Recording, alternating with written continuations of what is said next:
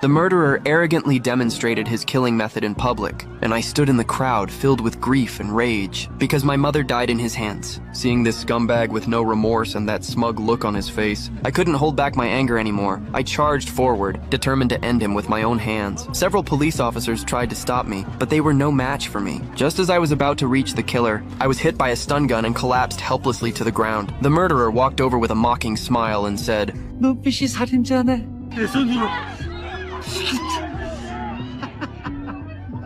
너한테까지 손상 걸지 모르겠다. Watching all this from the crowd, John froze. He saw the same pain he once had, the pain of losing someone he loved. Only those who lived through it would understand. Since Korea has no death penalty, even the worst criminals eventually walk free through loopholes. No matter how heartbroken the families are, all they can do is silently endure their loss. So John spent 20 years building a revenge base, created specifically to punish those who escaped the law. He named the team the Revenge Taxi. The members included Lisa, the hacking expert, Mark and Jim, the mechanics, and John, the mastermind behind it all. Now they only needed one thing: a highly skilled driver. After seeing my skills earlier that day, John was instantly interested. That night, he pulled up my records. Turned out, I was a retired Special Forces soldier, exactly the kind of talent the team needed. After learning my background, John approached me without hesitation and handed me a taxi driver's card, inviting me to join the Revenge Taxi and bring justice to those above the law. At that moment, I was burning with anger from being unable to avenge my mother, so I agreed right away. My first mission was a rapist who should have received life in prison, but walked free by claiming mental illness. The crowd protested with signs, but nothing changed, so they threw garbage at him in frustration. That only provoked his true nature. The criminal who acted so humble in public showed his real face the moment he got into the car. But he would never act arrogant again because he was sitting in my model taxi. At the intersection, I made a perfect drift and turned into a side road. Jim had already blocked the reporters, pretending his car had stalled. The criminal, thinking I'd shaken the reporters off, looked pleased until he realized something was wrong. I was driving him in the opposite direction. He yelled at me, demanding to know where we were going. When I didn't answer, he pulled off his belt and tried to choke me, but I knocked him out with one punch. Too scared to get close, he resorted to kicking the seat. I pulled out a tranquilizer dart and jabbed it into his body. Then I drove into a tunnel. Up ahead, another taxi appeared. I hit the booster, sped past it, and made a sharp drift to line up beside it. I handed the criminal's ankle monitor and luggage to John, then pulled into the tunnel service area. Mark moved quickly, peeling off the car decals, removing the taxi light. I hit a switch inside. The emblems folded away, and the license plate flipped. In seconds, the model taxi became a private sedan. We drove right past the reporters as if nothing had happened. And just like that, this monstrous criminal vanished from the public eye forever.